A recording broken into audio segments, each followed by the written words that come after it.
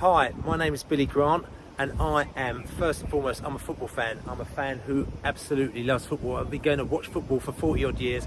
I'm lucky enough to be here, Wembley Stadium, which is one of the places that I've been to year in and year out. I've been coming to Wembley Stadium for probably 30 odd years. I've been to so many matches here. I've watched England play here. I've been to 15 tournaments of England, 7 World Cups, 7 European Championships and 1 Women's World Cup. I also see my team, which is Brentford, play here. We've won a playoff final only a few months ago as well. So this has been fantastic, and for me this is Black History Month now as well. And you say, what is Black History Month about? For me, it's a celebration. It's a celebration of people of colour, black people who have done things which is remarkable. And especially for me, like I said to you, been following football for so many years. When I first started going to football, there were very, very few black people on the terraces. I was one of very few black fans on the terraces, and also there were very few black players. And as time went on, there were more and more black players. For Brentford, I can actually remember the very first black player that played for Brentford. There was a few players, but you know, Terry Rowe was one of them as well, but also Chris Kamara, who you all know as Cammy from the TV.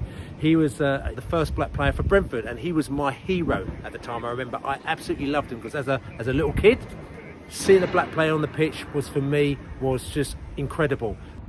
As a football fan in this country, sometimes it's been tough. I've had some tough years actually, trying to follow my team, trying to follow my sport. You know, I've been racially abused on the terraces by my own fans. I've been racially abused by other fans. I've been chased all over the place, but it hasn't stopped me from continuing to go.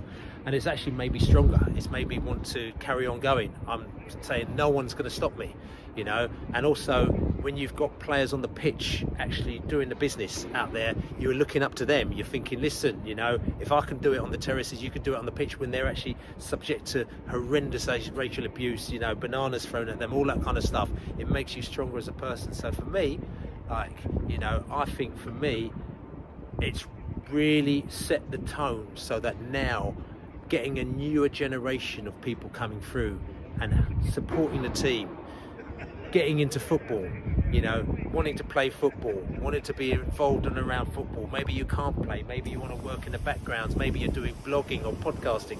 For me, I do a lot of blogging, I do a lot of podcasting, I do a lot of writing. I've been doing that for 30 odd years, and it's what's happened to me in my background which has pushed me into these type of areas. It's made me want to write about things, maybe want to talk about things, maybe want to tell people about my experiences and let them know. Tell you what, okay, I might have had some bad experiences, but I've had some really good experiences. I've had some great experiences following England, met some fantastic people as well. Yeah, there's been some idiots, okay, but forget them.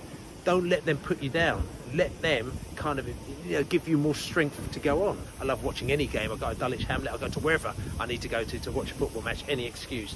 And I love anybody else to be into football the same way as me. And for me, you mustn't feel uncomfortable at a football match. So I feel that if somebody's making you feel uncomfortable, that ain't right.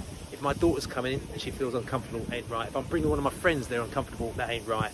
We need to make sure the environment is right for people to come and watch their games. My daughter Bella, she loves football. I took her to the Women's World Cup a couple of years ago, and she fell in love. I mean, she's been going since she's 5 months old. She's 12 years old now, and she absolutely loves it. Home and away she goes with me to Brentford. She goes to England games. She's been going to Wembley since she's about 2 years old.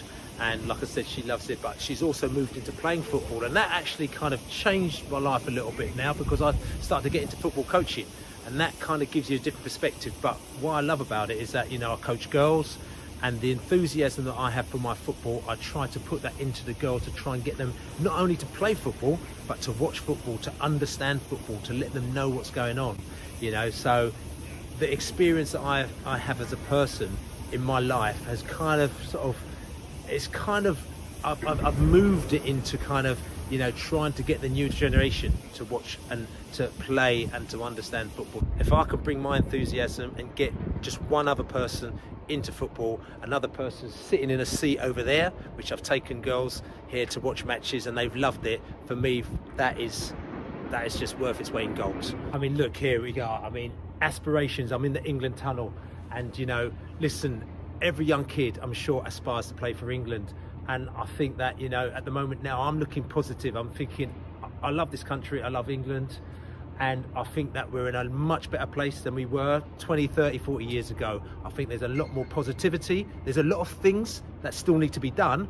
But what I'm just saying is that the positive thing here is that, you know, young black kids, young Asian kids, young kids from ethnic minorities now have got opportunities, and you should take these opportunities now because they're here.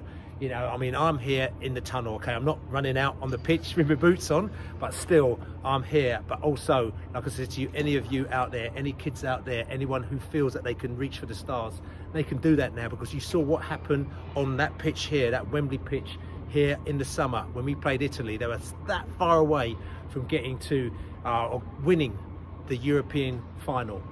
And, you know, that's just because it goes. I mean, the World Cup is the next big stage, but I'm saying to you, for young, black, Asian, BAME as they call it, whatever the phrase you want to call it, I'm just saying, young ethnic minority people out there, the world's your oyster. Just be positive, just go out there and just believe in yourself, because at the end of the day, it's been a long, hard struggle for us, but we're getting there.